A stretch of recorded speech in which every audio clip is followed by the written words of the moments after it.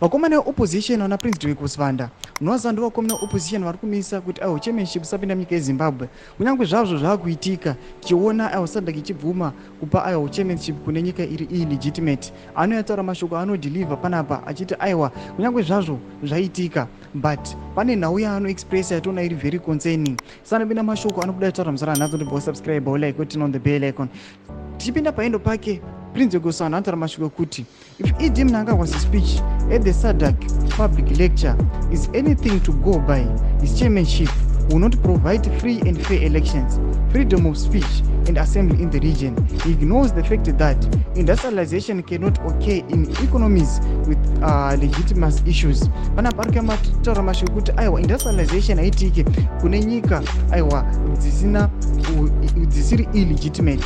Anotaura mashoko kuti kana speech ichadhilivhwa nemutungamiri wenyika isingatauri nhau dzema-free and fair elections, nhau dze-freedom of speech and assembly, hapana kwatiri kuenda, hapana zvanenge vataura. Noda kuti ndo ma-key factors ari kuafekta upenyu hwevanhu munyika yezimbabwe. Freedom of speech, nhau dzema-elections, kana dzikasataurwa nhau idzodzo hapana kwatiri tiri kuenda. Vakomana opposition vapindira ava muri kunzwa vari kutaura nhau dziri pressing, ma-key factors anoita kuti upenyu hwevanhu munyika yezimbabwe kuti aiwa ma-opportunities ave unlocked munyika yezimbabwe. Ndozvatiri kuona kuti ava vari kupinzira nhau idzi. Votodzai mafungiro enyu muri kudii pamusoro pechitiko ichi. Aiwa bhena comment section medu, musaona kusubscribe or like and turn on the